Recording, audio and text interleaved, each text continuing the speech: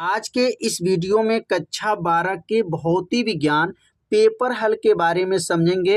2025 में जो एग्जाम हुए थे, पेपर का कोड 346 JW में 1 से लेकर के 5 तक के सभी प्रश्नों को हल करके वीडियो अपलोड कर दिया गया है। यदि उस भाग का वीडियो आप सभी विद्यार्थी नहीं देखे होंगे तो डिस्क्रिप्शन बॉक्स में उस वीडियो का लिंक दे दिया गया है, वहां से जाकर के वीडियो को देख सकते हैं। इस भाग में प्रश्न नंबर 6 से लेकर के आगे के सभी प्रश्नों को जो है हल करके बताया जाएगा। तो प्रश्न नंबर 6 क्या है तो देख सकते हैं। प्रश्न नंबर 6 क्या बोर्ड में पूछा गया था, दिए गए परिपथ के सहायता से ज्ञात कीजिए। पहला जो क्वेश्चन निकालना है, संयोजन की तुल्यधारिता बताना है। और यहाँ पर दूसरा क्वेश्चन है, C1 संधारित्र पर आवेश की गणना करना है। और तीसरा जो क्वेश्चन है, संयोजन की कुल संचित जो है ऊर्जा की गणना करना है। और यहाँ पर एक चित्र दे दिया गया है और इस चित्र के सहायता से तुल्यधारिता की आपको गणना करना है। तो कैसे तुल्यधारिता की गणना करेंगे तो आज जो है इस वीडियो में बताया जाएगा और आप सभी विद्यार्थी इस वीडियो को पूरा जरूर देखिए। तो अब ये चित्र को ध्यान से जब देखेंगे तो यहाँ पर जो चित्र में देख रहे हैं C2 और ये C3, ध्यान देंगे C2 C3 जो है यह श्रेणी क्रम में है। तो पहले इस श्रेणी क्रम का तुल्य यहाँ पर धारिता की गणना कर लेंगे। आज जब C2 C3 का जब तुल्य धारिता की गणना कर लेंगे और तब यहाँ पर जो मान निकला यह C1, तो अब इसमें जो तुल्य धारिता का जो मान आएगा वह मान और यह C1 का मान जब मिलाया जाएगा तो यह हो जाएगा समांतर क्रम। तो पहले इतना को हल कर लेते हैं श्रेणी क्रम। तो कैसे यहाँ पर हल लिखेंगे और यहाँ लिखाएगा हल में, तो लिखेंगे यहाँ पर सबसे पहले लिख लीजिए हल, और हल में लिखेंगे यहाँ पर कौन कौन जो है श्रेणी क्रम में है और कौन कौन जो है समांतर क्रम में है। तो यहाँ लिखेंगे C2 तथा C3, यहाँ पर C2 और C3 श्रेणी क्रम में हैं। अब यहाँ श्रेणी क्रम में जुड़े हुए हैं तो श्रेणी क्रम में अब तुल्य यहाँ पर धारिता निकालेंगे। तो लिखेंगे श्रेणी क्रम में जुड़े हुए हैं। किस क्रम में जुड़े हैं? श्रेणी क्रम। कौन कौन? C2 और C3। तो यहाँ पर जो अगर श्रेणी क्रम का सूत्र लिखेंगे तो सूत्र होता है श्रेणी क्रम का 1/C बराबर हो जाएगा। अब C2 C3 है तो इसलिए 1/C2 प्लस 1/C3। यह किस क्रम का है? तो यह श्रेणी क्रम का जो है सूत्र है, धारिता का श्रेणी क्रम है। अब यहाँ पर मान जब भरेंगे तो कैसे यहाँ पर मान भर करके हल करेंगे, तो अब अगला लाइन क्या बनेगा? 1/C बराबर 1/C2। C2 कितना है? 20 माइक्रोन है। क्या है? 20 माइक्रोन फैराड है। और प्लस 1/C3 भी क्या है? 20 माइक्रोन जो है फैराड है। अब इसको सॉल्व करेंगे, हल करेंगे तो 1/C बराबर, अब दोनों का हर आपस में क्या है? बराबर हैं। तो नीचे क्या हो जाएगा? 20 हो जाएगा और 1 जोड़ेंगे तो क्या बनेगा? 2 हो जाएगा। तो 2 क्या हो जाएगा? 20 हो जाएगा। अब यहाँ पर जब इसमें गुणा कर लेंगे, यहाँ पर 2 में C का गुणा होगा तो 2C बराबर हो जाएगा 20 हो जाएगा। तो C बराबर क्या आ गया? 20/2 हो जाएगा। अब 2 से 20 को काट देंगे तो C का मान जो है 10 आ जाएगा। अब 10 माइक्रोन फैराड जो आया है, 10 माइक्रोन फैराड जो आ गया, यह मान जो है इसको और इसको जब मिलाए हैं तो यह 10 माइक्रो फैराड आ गया। अब यह 10 माइक्रो फैराड और ऊपर ये 10 माइक्रो यहाँ पर है, तो अब 10 माइक्रो और 10 माइक्रो किस क्रम में हो जाएगा? तो यह समांतर क्रम हो जाएगा। क्या हो जाएगा? समांतर क्रम हो जाएगा। तो अब यहाँ पे लिख लेंगे जो ये C का मान निकला है, यह मान 10 माइक्रो फैराड और ऊपर जो है C1, यह दोनों मिला करके किस क्रम में बनेगा? समांतर क्रम में होगा। तो अब अगला लाइन क्या लिखेंगे कि C जो अभी मान निकला वह मान C तथा और C1 समांतर क्रम में है। किस क्रम में? समांतर क्रम में है। अब यहाँ समांतर क्रम में लिख लेंगे।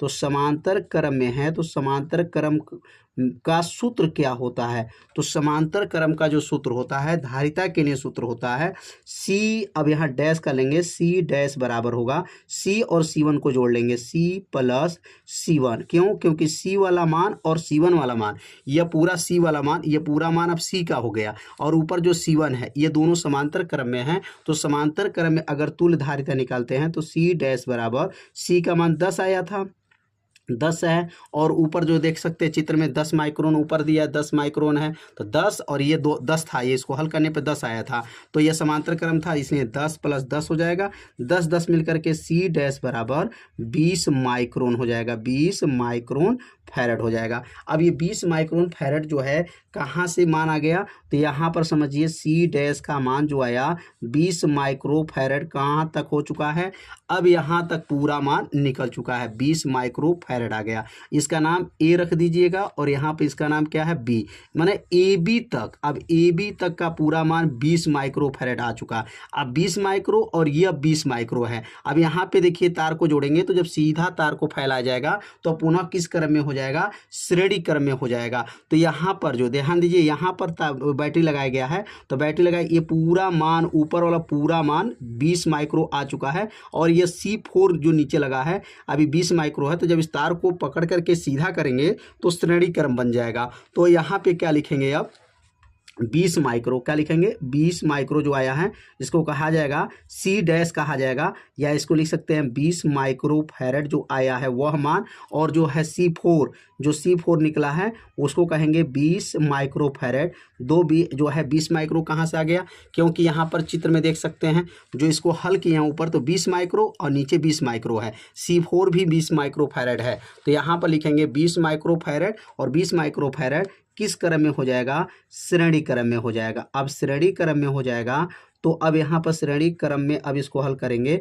श्रेणी क्रम में है, तो अब यहाँ पुनः तुल्यधारिता का सूत्र लागू करेंगे। तो तुल्यधारिता का सूत्र क्या बनेगा, तो लिखेंगे यहाँ पर 1/C डबल डैश हो जाएगा बराबर 1/ यहाँ पर लिख सकते हैं, अब ये होगा C डैश प्लस 1/C4 हो जाएगा। C डैश वाला मान लेंगे और C4 वाला मान लेंगे। तो अब इसको हल करेंगे तो क्या मान आएगा, 1/C डबल डैश बराबर 1/C डैश का मान क्या आया था, 20 माइक्रो आया था, प्लस और C4 का मान क्या है, 20 माइक्रो है। अब इसको हल करेंगे तो 1/C डबल डैश बराबर हो जाएगा 2/ और नीचे क्या हो जाएगा, 20 हो जाएगा। अब इसको सॉल्व करेंगे तो 1/C डबल डैश बराबर 1/10 आ जाएगा, और यहाँ C डबल डैश का मान क्या आ जाएगा, तो तुल्यधारिता यहाँ पर निकल गया 10 माइक्रो फैरड।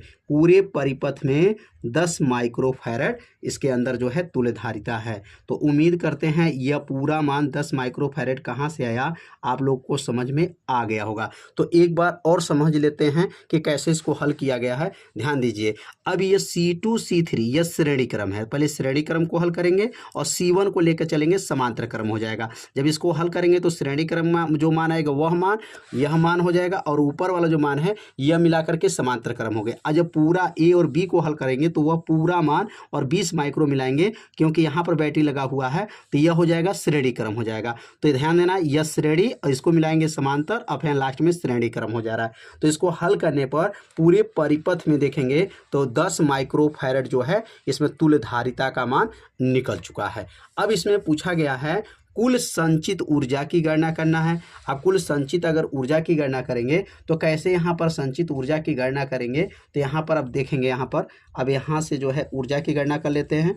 तो ऊर्जा की गणना कैसे होगा, तो अब ऊर्जा का सूत्र क्या होता है, ऊर्जा अब लिखेंगे, यहाँ पर दूसरा क्वेश्चन में ऊर्जा पूछा गया, संचित ऊर्जा है, तो ऊर्जा कैसे निकालेंगे, U का सूत्र होता है U बराबर 1/2, और हो जाएगा यहाँ पर Q, और हो जाएगा यहाँ पर Q। तो यहाँ पे जो सूत्र होता है 1/2, यहाँ पर क्यू भी होता है, लेकिन अगर क्यू भी को अगर बदल दें, क्यू को बदल दिया जाए तो यहाँ पर क्यू का सूत्र होता है CV का स्क्वायर। पूरा सूत्र क्या आ जाएगा, CV का स्क्वायर होता है। यू का सूत्र क्या, 1/2 CV का स्क्वायर होगा, लेकिन C कौन सा C लेंगे, तो तुल्य, इसमें जो तुल्य मतलब कुल जो है धारिता कितना आया हुआ था, अब इसको लेकर के यहाँ पर हल करेंगे तो इसमें तुल्य धारिता C डबल डैश आया था, इसलिए यहाँ पर C डबल डैश ले लेंगे, क्योंकि यहाँ पे देख सकते हैं C डबल डैश का मान निकला तुल्य धारिता C डबल डैश बराबर 10 माइक्रो फैरड है, इसलिए यहाँ पर लिखेंगे 1/2 C double dash V square रखेंगे। अब मान इसमें रखेंगे तो क्या आएगा, U बराबर हो जाएगा 1/2 हो जाएगा, और C डबल डैश का मान 10 माइक्रो आया था, तो 10 माइक्रोन था, तो 10 माइक्रोन में कितने घात होते हैं, 10 के पावर -6 घात हो जाएगा। ये 10 माइक्रोन इसको कहा जाता है, 10 × 10 के पावर -6। और भी वोल्टेज क्या है प्रश्न में देखेंगे तो वोल्टेज 20 वोल्ट है, तो यहाँ लिखेंगे 20 का वर्ग हो जाएगा, 20 का वर्ग हो गया। अब इसको हल करेंगे तो U बराबर क्या होगा, 2 से 10 को काट दीजिए तो 2 से 10 कटेगा, कितने बार में जाएगा, 5 × 10 के पावर -6 हो जाएगा, और 20 का वर्ग करेंगे तो यह हो जाएगा 400 हो जाएगा। अब U बराबर हो जाएगा 400 को गुणा 5 में करेंगे, 400 का गुणा 5 में करेंगे, 5 चौको 20, 2000 होगा, 10 के पावर -6 हो जाएगा। 3 जीरो इसमें से कम कर लीजिए तो U बराबर हो जाएगा 2 × 10 के पावर -3 जूल हो जाएगा। इसमें ऊर्जा की गणना करना था, तो ऊर्जा की गणना क्या हो गया, U बराबर 2 × 10 के पावर -3 जूल हो जाएगा। अब इसको कैसे हल किए हैं, तो ऊर्जा का सूत्र आपको याद रखना है, ऊर्जा का सूत्र होता है 1/2 CV का स्क्वायर। यहाँ डबल डैश क्यों लगाएं, क्योंकि तुल्य धारिता का मान रखना है, और तुल्य धारिता 10 माइक्रोन है, 10 × 10 के पावर -6 हो जाएगा, और V का मान 20 का वर्ग हो जाएगा, 20 का वर्ग 400, और 400 का गुणा 5 में किए हैं तो 2000, और 2000 में 3 जीरो है, 3 जीरो इसमें कम होगा, 10 के पावर -6 था, 10 के पावर -3 हो जाएगा। तो ये तो ऊर्जा का मान निकल गया। अब इस तीसरा क्वेश्चन में C1 में जो है आवेश पूछा गया है, तो यहाँ पर लिखेंगे तीसरा वाला क्वेश्चन में लिखेंगे आवेश की जो है C1 संधारित्र में आवेश की गणना करना है। तो सबसे पहले यहाँ पर कुल आवेश कितना है पहले इसकी गणना करेंगे। तो कुल आवेश अगर पूरे परिपथ की बात करते हैं तो लिखेंगे यहाँ पर कुल आवेश, इसमें क्या हो जाएगा, तो कुल आवेश का सूत्र होता है, कुल आवेश अब हो जाएगा पूरे परिपथ में, तो Q बराबर होगा C1-V। यह सूत्र किनका है, कुल आवेश का सूत्र होगा, क्योंकि ये C डबल डैश क्यों लगा है, क्योंकि पूरे परिपथ में तुल्य प्रतिरोध C' को माना गया है।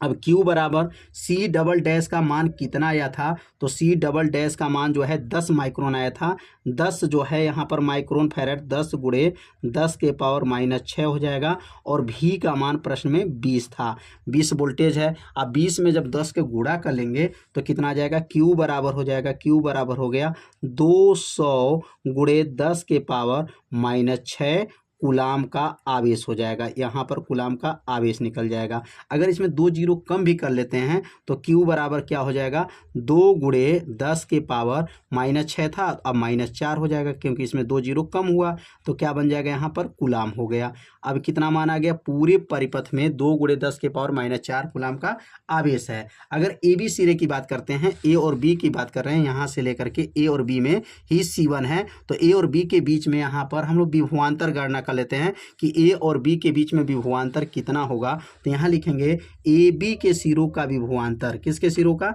AB के सिरों का विभवांतर, लिखेंगे यहाँ पर AB के सिरों का विभवांतर, लिखेंगे AB के सिरों का विभवांतर। तो पहले विभवांतर निकाल लेते हैं, कितना विभवांतर हो रहा है, तो विभवांतर कैसे निकलेगा, तो विभवांतर के लिए सूत्र होगा V1 बराबर हो जाएगा Q बटा, और यहाँ पर जो है C' हो जाएगा, C क्या लिखेंगे यहाँ पर डैश हो जाएगा।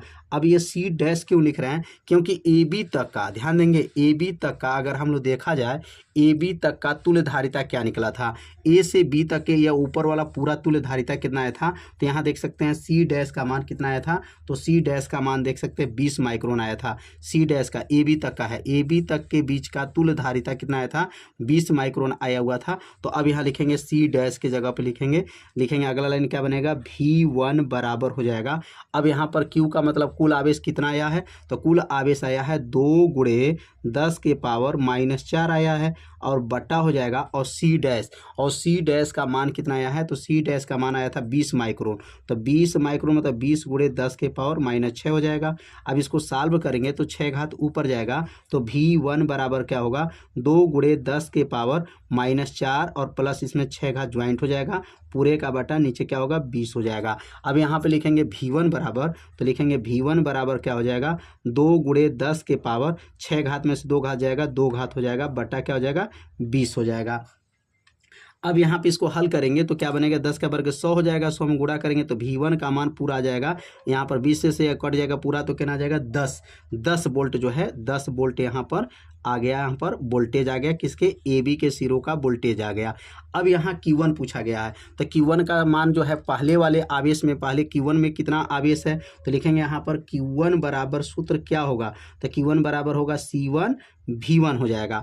अब C1 कितना था, तो देख सकते हैं C1 कितना माइक्रोन था, 10 माइक्रोन था। कितना था, 10 माइक्रोन। चित्र में देख लीजिए 10 माइक्रोन है। C1 कितना है, 10 माइक्रो फैरेड है। अब यहाँ पर C1 का मान रख दीजिए। C1 का मान जो है 10 माइक्रोन यहाँ पर रखा जाएगा। तो क्या बनेगा यहाँ पर 10 माइक्रोन मतलब 10 गुणे 10 के पावर -6 10 माइक्रोन हो गया, और V1 का मान 10 आया है। अब इसको हल करेंगे तो एक घात यह और एक घात मिलकर के दो घात, दो घात में से 6 घात घटा दीजिए, 10 के पावर -4, और आवेश का मात्रक क्या होगा, कूलाम हो जाएगा। 10 के पावर -4 कूलाम। थोड़ा सा यहाँ जगह कम है, ध्यान दीजिएगा। Q1 में पूछा गया था, मतलब पहले मैंने Q1 मतलब आपका C1 धारिता आपको निकालना है। C1 में कितना हमारा आवेश है, तो ये C1 में हमारा आवेश निकालना था। तो कौन कौन काम करना पड़ेगा, सबसे पहले हमको कुल आवेश निकाल लीजिए। कुल आवेश निकलने के बाद से AB के सिरों का बीच का विभवांतर निकाल लीजिए। विभवांतर जो है V1 निकल गया। अब V1 निकलने के बाद से जो है आपका Q1 का मान निकालना है, तो C1 V1 होगा। तो C1 का मान 10 माइक्रोन था, और यहाँ V1 10 वोल्ट आया था। तो 10 घात यहाँ पर एक घात और दो घात, दो घात में से 6 घात घटा दीजिए, -4 घात कूलाम हो गया। तो यह क्वेश्चन जो है आप लोग अच्छे से समझ लिए होंगे कैसे इसको हल किया गया है। इसमें 3 प्रश्न थे, तीनों प्रश्न को बहुत सरल भाषा में बताया गया है। तो इसको एक बार अपने कॉपी में हल कीजिएगा, नोट कीजिएगा और अच्छे से समझिएगा। तो वैद्युत धारा का चुंबकीय प्रभाव से क्या अभिप्राय है। दो धारावाही समांतर चालक तारों के बीच लगने वाले बल का व्यंजक प्राप्त कीजिए और इसके आधार पर वैद्युत धारा के मात्रक एम्पियर को परिभाषित कीजिए। तो इसमें देखा जाए तो एक प्रश्न यहाँ खत्म हुआ, और एक प्रश्न जो है बल वाला, दो प्रश्न खत्म हुआ, और एक प्रश्न यहाँ पर एम्पियर। 3 प्रश्न इसमें पूछा गया है। तो तीनों प्रश्नों को जो है अच्छे से आपसे विद्यार्थी समझिएगा। तो पहला जब हेडिंग नोट करेंगे क्या है, वैद्युत धारा के चुंबकीय प्रभाव। अब वैद्युत धारा के चुंबकीय प्रभाव के बारे में आप समझेंगे कि वैद्युत धारा का चुंबकीय प्रभाव क्या होता है। तो यहाँ पर सबसे पहले हेडिंग नोट करेंगे, वैद्युत धारा का चुंबकीय प्रभाव। क्या हेडिंग रहेगा, वैद्युत धारा का चुंबकीय प्रभाव क्या है। अब इसका परिभाषा बहुत आसान है। वैद्युत धारा के चुंबकीय प्रभाव का उत्तर क्या है, बस थोड़ा सा आप लोग ध्यान देंगे तो परिभाषा आपको क्या होगा, याद हो जाएगा। वैद्युत धारा का चुंबकीय प्रभाव, पहले हेडिंग को नोट कर लेंगे। अब इसका परिभाषा क्या है, जब तार में, याद रखेंगे, जब तार में वैद्युत धारा प्रवाहित किया जाता है, जब तार में क्या करते हैं, वैद्युत धारा प्रवाहित किया जाता है, तो उसके चारों ओर चुंबकीय क्षेत्र उत्पन्न हो जाता है। इस घटना को ही वैद्युत धारा का चुंबकीय प्रभाव कहा जाता है। बहुत आसान परिभाषा है। तो परिभाषा को यहाँ पर कैसे लिखेंगे, तो पहले हेडिंग को नोट कर लीजिए, वैद्युत धारा का चुंबकीय प्रभाव, और परिभाषा को अब यहाँ पर नोट करेंगे। क्या लिखेंगे यहाँ पर परिभाषा, तो अब यहाँ लिखेंगे, जब किसी चालक में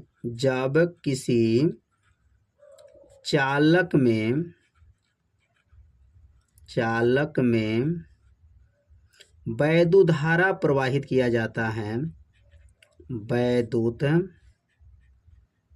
धारा प्रवाहित होती है, वैद्युत धारा प्रवाहित होती हैं, वैद्युत धारा प्रवाहित होती हैं, तो उसके होती हैं तो उसके चारों ओर, उसके चारों ओर चुंबकीय क्षेत्र उत्पन्न हो जाता है। क्या उत्पन्न हो जाता है, चारों ओर चुंबकीय क्षेत्र उत्पन्न हो जाता है, चुंबकीय क्षेत्र उत्पन्न हो जाता है, उत्पन्न हो जाता है, उत्पन्न हो जाता है। इस घटना को, उत्पन्न हो जाता है, इस घटना को क्या कहते हैं, इस घटना को वैद्युत धारा का, इस घटना को वैद्युत धारा का चुंबकीय प्रभाव कहते हैं, वैद्युत धारा का चुंबकीय प्रभाव कहते हैं, वैद्युत धारा का चुंबकीय प्रभाव। कितना आसान परिभाषा है, 2 बार पढ़िए, परिभाषा क्या होगा याद हो जाएगा। कैसे परिभाषा लिखना है, जब कि कोई भी चालक है, किसी भी चालक में वैद्युत धारा जब प्रवाहित किया जाता है तो उसके चारों ओर चुंबकीय क्षेत्र उत्पन्न हो जाता है, और उत्पन्न जब हो जाएगा तो इसी घटना को वैद्युत धारा का चुंबकीय प्रभाव कहते हैं। तो परिभाषा तो यहाँ तक समाप्त हो गया। अब एक डेरिवेशन करना है, मतलब एक सूत्र का निगमन करना है। और सूत्र का निगमन क्या है, 2 धारावाही समांतर चालक तारों के बीच लगने वाला बल का व्यंजक प्राप्त करना है। तो अब यहाँ पे नीचे हेडिंग नोट कर लेंगे। अब यहाँ पे जो हेडिंग होगा, क्या हेडिंग है, 2 धारावाही समांतर चालक तारों के बीच लगने वाला बल। अब यहाँ 2 धारावाही है, देखिए सीधी धारावाही जो तार है और समांतर तार है, क्या है, समांतर तार है। और इस तार का नाम भी रख सकते हैं, इस तार का नाम P है और यहाँ पर Q, PQ है, और इस तार का नाम क्या है, R है, और यहाँ पर क्या है, ES है। इसमें जो धारा प्रवाहित हो रहा है, यहाँ पे लिखेंगे I1 एम्पियर की धारा प्रवाहित हो रहा है। पहला तार में I1 एम्पियर और दूसरा जो तार है इसमें I एम्पियर की धारा प्रवाह हो रहा है। और इसके बीच में जो है, इसके बीच में F बल लगा है, इसके अंदर तार के बीच में जो है वैद्युत बल जो लगा है इसको कहेंगे F बल लगा है। और यह कितनी दूरी पर है, तो कहेंगे यहाँ पर यह लिखेंगे दोनों तार R दूरी पर है। कितनी दूरी पर है, R दूरी पर, दोनों तार समांतर तार R दूरी पर यह रखा गया है। तो यह आकृति आप लोग को पहले समझना है कि 2 समांतर तार रहेगा, पहले तार में I1 एम्पियर, दूसरे तार में I2 एम्पियर की धारा प्रवाह रहा है। दोनों तारों के बीच जो बल लगा है F है, और दोनों तारों के बीच की दूरी क्या है, R है। तो यहाँ पर सबसे पहला काम जो है आपको माना लिखना पड़ेगा कि माना क्या क्या देख रहे हैं। तो यहाँ पर माना हम देख रहे हैं 2 तार समांतर तार है, तो लिखेंगे यहाँ पर माना, क्या लिखेंगे यहाँ पर, माना 2 समांतर तार है। क्या लिखेंगे, माना 2 तार, 2 तार का नाम क्या है, तो कहेंगे 2 तार PQ है, PQ तथा और कौन तार है, RS है। 2 तार PQ तथा RS एक दूसरे से, क्या लिखेंगे, एक दूसरे से कितनी दूरी पर है, तो कहेंगे एक दूसरे से R दूरी पर है। कितनी दूरी पर है, R दूरी पर स्थित है। कितनी दूरी पर, R दूरी पर है, R दूरी पर है। कितने दूरी पर दोनों तार है, R दूरी पर तार है। लिखेंगे तब पहले तार पर, अब क्या लिखेंगे, पहले तार पर कितना धारा है, कहेंगे पहले तार में कितना कितने धारा प्रवाहित हो रहा है, I1 एम्पियर। कहेंगे पहले तार में I1 एम्पियर, क्या लिखेंगे, I1 एम्पियर, और दूसरे तार में क्या है, I2 एम्पियर। तो लिखेंगे यहाँ पर पहले तार में I1 एम्पियर तथा दूसरे तार में, यहाँ लिखेंगे अब दूसरे तार में I2 एम्पियर प्रवाह हो रहा है। कितना, दूसरे तार में I2 एम्पियर जो है धारा प्रवाह हो रहा है। I1 है और एक कौन सी है, I2 है। तो पहले तार में I1 एम्पियर और दूसरे तार में I2 एम्पियर जो है धारा प्रवाह हो रहा है। यह धारा लिख सकते हैं यहाँ पर, धारा बह रहा है। धारा क्या हो रहा है, बह रहा है। तो एक बार और समझ लेते हैं, यहाँ कितने तार हैं, 2 तार हैं। तार का नाम क्या है, PQ है और RS है, एक दूसरे से R दूरी पर है। पहले तार में I1 एम्पियर है और दूसरे तार में I2 एम्पियर धारा बह रहा है। और उनके बीच क्या लिखेंगे, और उनके बीच लिखेंगे तथा उनके बीच कितना बल लगा है, तो कहेंगे उनके बीच F बल लगा। उनके बीच कितना बल है, कहेंगे उनके बीच लगने वाला बल। अब लगने वाला बल क्या है, तो कहेंगे बल F है। लगने वाला बल क्या है, F है। तो अब इतना जो है माना जो है, इसमें आकृति को देख करके यह माना लिखा गया। अब माना लिखने के बाद से लिखेंगे अब पहले जो तार है, जो पहले तार में कितने एम्पीयर की धारा बह रहा है, तो लिखेंगे यहाँ पर पहले जो तार में, तो लिखेंगे यहाँ पर पहले, क्या लिखेंगे यहाँ पर, पहले चालक पर उत्पन्न, क्या लिखेंगे, पहले चालक पर उत्पन्न, पहले चालक पर उत्पन्न जो है चुंबकीय क्षेत्र, उत्पन्न क्या लिखेंगे यहाँ पर, चुंबकीय क्षेत्र, पहले चालक पर उत्पन्न चुंबकीय क्षेत्र। अब यहाँ चुंबकीय क्षेत्र का सूत्र क्या होता है, तो चुंबकीय क्षेत्र का सूत्र हो जाएगा B बराबर होता है, सूत्र आप लोग पढ़े होंगे, म्यू नॉट अपान 2 पाई और क्या होता है बटा I बटा R होता है। लेकिन ये पहले तार पर है तो इसलिए यहाँ पे क्या लिखेंगे, B है तो इसको B1 कर लेंगे, बराबर हो जाएगा और यहाँ पर क्या होगा, म्यू नॉट हो जाएगा अपान क्या हो जाएगा 2 पाई हो जाएगा, और ये I है तो इसलिए पहले तार है तो I1 हो जाएगा और R है तो R ही रहेगा। ये बन जाएगा समीकरण नंबर 1। तो पहले तार पर उत्पन्न चुंबकीय क्षेत्र कैसे निकाले हैं, एक बार रिवीजन करते हैं। पहले चालक पर उत्पन्न चुंबकीय क्षेत्र B बराबर mu naught upon 2 pi I बटा R होता है। तो ये B1 हो गया, पहले तार हो गया, म्यू नॉट अपान 2 पाई I1 बटा R, ये बन गया समीकरण नंबर 1। तो पहले तार पे जो है उत्पन्न चुंबकीय क्षेत्र खत्म। अब बल यहाँ पे गणना करेंगे तो अब लिखेंगे दूसरे, क्या लिखेंगे यहाँ पर, दूसरे, क्या लिखाएगा, दूसरे तार पर, अब लिखेंगे यहाँ पर दूसरे चालक पर लगने वाला बल, तो लिखेंगे दूसरे चालक पर लगने वाला बल, लिखेंगे दूसरे चालक पर लगने वाला बल, तो लगने वाला बल, तो बल का सूत्र क्या होता है, तो चालक पे लगने वाला बल का सूत्र जो होता है F बराबर सूत्र होता है, F बराबर क्या हो जाएगा, F बराबर I B L sine theta होता है। ये तो सूत्र हो गया, यह बराबर आई बी एस साइन थीटा। अब इसमें मान को भरेंगे तो यह दूसरे चालक है इसलिए इसको F2 भी कर सकते हैं, ये F2 हो जाएगा, और ये दूसरे चालक है तो दूसरे चालक में I2 एम्पियर है, और ये पहले वाले चालक जो उत्पन्न चुंबकीय क्षेत्र था वो दूसरे में उपयोग कर लेंगे तो यह B1 ही रहेगा और L ही रहेगा क्योंकि तार की लंबाई L है, और यहाँ का लिखेंगे साइन थीटा रहेगा। यहाँ थोड़ा सा ध्यान देंगे, इसको F2 कर सकते हैं और ये I2 क्यों, क्योंकि दूसरे चालक में बहने वाली धारा है, और ये B1 क्या है, पहले चालक में जो उत्पन्न चुंबकीय क्षेत्र है वो दूसरे में भी उत्पन्न चुंबकीय क्षेत्र उतना ही रहेगा, ये B1 रहेगा, L साइन थीटा, और ये बन जाएगा समीकरण नंबर क्या बनेगा, 2 बन जाएगा।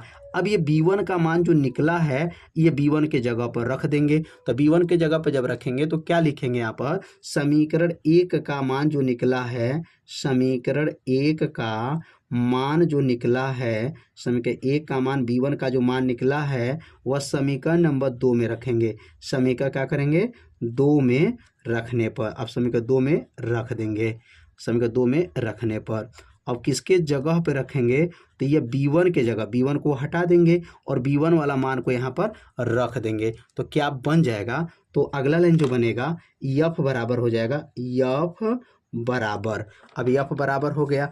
अब यहाँ पर I2 है तो यहाँ I2 रहेगा, B1 का मान हट जाएगा, B1 का मान क्या होगा, म्यू नॉट अपान 2 पाई हो जाएगा, 2 पाई I1 बटा क्या है R, उसके बगल में क्या है L, और उसके बगल में क्या है साइन थीटा हो जाएगा। तो क्या बना, यहाँ पे मान रखेंगे F बराबर I2, यह I2 उतर जाएगा, B1 का मान म्यू नॉट अपान 2 पाई I1 बटा R और L साइन थीटा।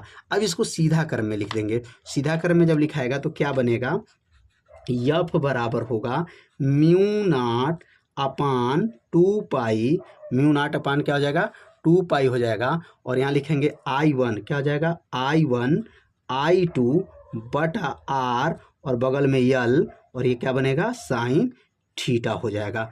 यही जो है सीधे जो है समांतर तार के बीच में लगने वाला बल का सूत्र आ गया। अगर यहाँ साइन थीटा के मान बात करते हैं तो थीटा यहाँ सीधा तार है तो 90 अंश का कोण पर है, इसलिए यहाँ साइन थीटा के जगह पर 90 अंश रख सकते हैं, थीटा के जगह हटाएंगे और साइन थीटा 90 अंश रखेंगे, और साइन 90 अंश का मान क्या होता है 1 होता है। तो अगला लाइन जो है यहाँ पर थीटा का मान रख लेंगे। तो यह सूत्र का निगमन जो किया गया बहुत आसान विधि से किया गया है, बहुत सरल विधि से किया गया है। एक बार ध्यान देंगे, पहले तार में उत्पन्न चुंबकीय क्षेत्र निकालिएगा, और जब चुंबकीय क्षेत्र निकल जाएगा तो दूसरे चालक पे लगने वाला बल जब निकालेंगे तो यह I2 रहेगा और ये B1 रहेगा, क्योंकि चुंबकीय क्षेत्र जो B1 वाला है इसमें यूज करना रहता है, और L लंबाई है जो तार की लंबाई है उसको L ही मानेंगे, और यहाँ दोनों तार बराबर है, याद रखिए L1 L2 नहीं लेंगे, केवल L लंबाई का तार है तो इसलिए यहाँ पर L रहेगा। और अब रखेंगे साइन थीटा, थीटा के जगह पर अब 90 अंश रखने जा रहे हैं। अब यहाँ थीटा बराबर जो है, थीटा बराबर जब 90 अंश रखेंगे तो क्या सूत्र बना था, एफ बराबर सूत्र था म्यू नॉट अपान 2 पाई, और क्या था यहाँ पर I1 था, I2 था, R था और यल साइन थीटा, तो थीटा के जगह पर 90 अंश हो गया। अब मान जब भर दिया गया तो यहाँ पर अगला लाइन क्या बनेगा, एफ बराबर हो जाएगा म्यू नॉट अपान 2 पाई, और यहाँ हो जाएगा I1 I2 बटा R यल, और साइन 90 अंश का मान 1 हो जाएगा। अब 1 में जब गुणा कर लेंगे तो एफ का सूत्र क्या हो गया, एफ बराबर म्यू नॉट अपान 2 पाई, और यहाँ का आ जाएगा I1 I2, और यल एक में 1 का गुणा करेंगे तो यल ही रहेगा, बटा में क्या होगा, R हो जाएगा। तो यह मान जो है क्या क्या आ गया, समझ में आ गया होगा। यहाँ थीटा व 90 अंश क्यों रखे हैं, क्योंकि दो समांतर तार है और समांतर तार जो होते हैं एक दूसरे के क्या होंगे, लंबवत हो जाएंगे। तो इसमें थीटा व का लिखेंगे, 90 अंश रखेंगे, और सीधा होने की वजह से, समांतर होने की वजह से 90 अंश का कोड बना है, और साइन 90 अंश का मान 1 हुआ, और 1 में जब गुणा करे हैं तो मान आ गया यह बराबर म्यू नॉट अपन 2 पाई I1 I2 यल बटा R। अब इतना का मान आपको याद होगा, क्या मान होता है, एफ बराबर होता है 2 गुणे 10 के पावर -7 होता है, और ये क्या बनेगा, I1 I2 यल बटा R हो जाएगा। यह जो मान जो आया, किसका मान आ गया, दो समांतर जो है धारावाही चालक पर लगने वाला यह बल का सूत्र का निगमन हो गया। तो उम्मीद करते हैं सूत्र आप लोगों को अच्छे से समझ में आ गया होगा। अब यहाँ पर ये जो है एम्पियर की परिभाषा बताना है, तो अब लिखेंगे यहाँ पर एम्पियर की परिभाषा। अब इस सूत्र से एम्पियर की अगर परिभाषा लिखेंगे तो यहाँ लिख देंगे यहाँ पर एम्पियर की परिभाषा, और एम्पियर की परिभाषा बनाना सीखेंगे तो एम्पियर की परिभाषा लिखेंगे, और कैसे परिभाषा बनाया जाएगा बहुत आसान है, बस थोड़ा सा आपको ध्यान देना है। लिखेंगे यहाँ पर एम्पियर की परिभाषा, और यहाँ पर एम्पियर की परिभाषा जब बनाएंगे तो कैसे एम्पियर की परिभाषा बनेगा तो ध्यान देंगे। अब इसमें I1 है, I2 है, यल है, R है। अब इसको यहाँ पर लिखेंगे यदि, क्या लिखेंगे यहाँ पर, यदि यहाँ क्या क्या मान रहे हैं, अगर हम I1 को और I2 को, दोनों को I1 I2 को 1 एम्पियर मान लें, मतलब धारा 1 एम्पियर हो गया दोनों के जगह पर, तो 1 एम्पियर हो जाएगा। और लंबाई जो है 1 मीटर मान लीजिए, लंबाई 1 मीटर मान लीजिए, और दूरी भी 1 मीटर मान लीजिए, R बराबर 1 मीटर। तो क्या रिजल्ट आएगा, EF का क्या सूत्र बनेगा, क्या मान आएगा, अब मान भर कर देखेंगे तो यहाँ लिखेंगे यहाँ पर, तो ये मान भरने के बाद क्या आता है, तो EF का सूत्र क्या है, ऊपर देखिए EF का सूत्र बना है, EF बराबर क्या है, 2 गुणे 10 के पावर -7, ये बना था I1 था, I2 था, और क्या था, यल था, और बटा में क्या था, R था। अब इसमें मान को भरना पड़ेगा, तो जब मान को इसमें भरेंगे तो क्या बनेगा, एफ बराबर हो जाएगा 2 गुणे 10 के पावर -7 हो गया, गुणे, अब I1 को मान कितना माने हैं, 1 माने हैं, I2 के ना माने हैं, 1 माने हैं, यल का मान 1 माने हैं, और बटा में R का मान भी 1 है। जब इसको हल कर लेंगे तो 1 एक नाम 1 एक नाम 1, पूरा मान क्या आ जाएगा, गुणा करने पर क्या आएगा, एफ बराबर आएगा 2 गुणे 10 के पावर -7 आ गया। और मात्रक क्या होता है, बल का मात्रक क्या होता है, न्यूटन होता है। तो यह मान जो आया, एफ का मान 2 गुणे 10 के पावर -7 न्यूटन आया। लेकिन यह मान कब आएगा, यह मान कब आएगा, 2 गुणे 10 के पावर -7 न्यूटन कब आएगा, जब यहाँ पर I1 I2 1 एम्पियर, लंबाई 1 मीटर, R बराबर 1 मीटर हो, तो बल 2 गुणे 10 के पावर -7 जब न्यूटन होगा। जब ये न्यूटन होगा तो धारा कितनी होनी चाहिए, 1 एम्पियर होनी चाहिए। तो अब यहाँ पर इसकी परिभाषा लिखेंगे यहाँ पर, अर्थात, और यहाँ परिभाषा क्या बनेगा, तो अब यहाँ परिभाषा लिख लेंगे कि परिभाषा बनेगा 1 मीटर लंबे, को मीटर कहेंगे यहाँ पर, 1 मीटर लंबे तार होना चाहिए। लिखेंगे यहाँ पर 1 मीटर, कितने मीटर, 1 मीटर लंबे। अब 1 मीटर लंबाई का तार होना चाहिए और 2 तार होना चाहिए, तो इसमें लिखेंगे 1 मीटर लंबे 2 समांतर तार, 2 समांतर तार। लिखेंगे यहाँ पर 2 समांतर तार, 2 समांतर तार जो परस्पर कितनी मीटर दूरी पर आना चाहिए, 1 मीटर के दूरी पर, परस्पर 1 मीटर दूरी पर रखे, 1 मीटर दूरी पर रखे दूरी पर रखे गए हैं, दूरी पर रखे गए हैं तथा उनके बीच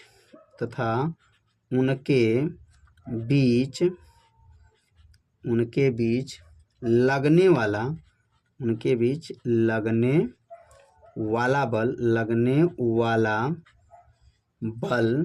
वाला बल कितना होना चाहिए?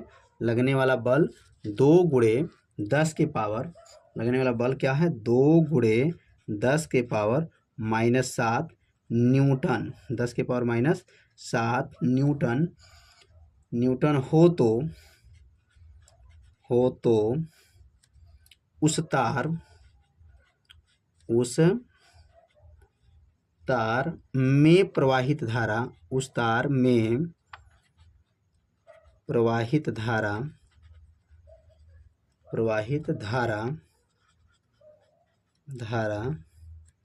1 एम्पियर होगा, 1 एम्पियर होगा।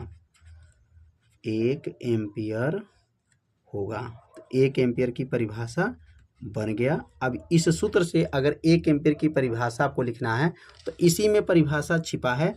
1 मीटर लंबे तार होनी चाहिए, 2 समांतर तार होना चाहिए और 1 मीटर की दूरी पर होना चाहिए। इसमें बल कितना होना चाहिए? 2 गुणे 10 के पावर माइनस 7 न्यूटन का बल रहेगा तो उसमें धारा 1 एम्पियर हो जाएगा। तो 1 एम्पियर होने के लिए ये क्या शर्त होना चाहिए? तो शर्त क्या है? 1 मीटर लंबे 2 समांतर तार जो परस्पर 1 मीटर की दूरी पर रखे गए हैं तथा उनके बीच लगने वाला बल क्या होना चाहिए? 2 गुणे 10 के पावर माइनस 7 न्यूटन हो तो उस तार में प्रवाहित धारा 1 एम्पियर होगा। तो उम्मीद करते हैं यह प्रश्न जो है आप लोगों को अच्छे से समझ में आ गया होगा। तो आज के इस वीडियो में एक ही प्रश्न को बताया गया, लेकिन बहुत अच्छे विधि से बताया गया है, आपको अच्छे से समझ में आ गया होगा। तो वीडियो को लाइक कर दीजिए और चैनल पे यदि आप पहली बार आए होंगे तो चैनल को सब्सक्राइब जरूर कर लीजिए। अब अगले भाग में प्रश्न नंबर 7 को हल किया जाएगा और हल करके वीडियो जो है डिस्क्रिप्शन बॉक्स में उसका लिंक दे दिया जाएगा, वहां से जाकर के वीडियो को देख सकते हैं। तो मिलते हैं अब अगले भाग में, तब तक के लिए जय हिंद, जय भारत।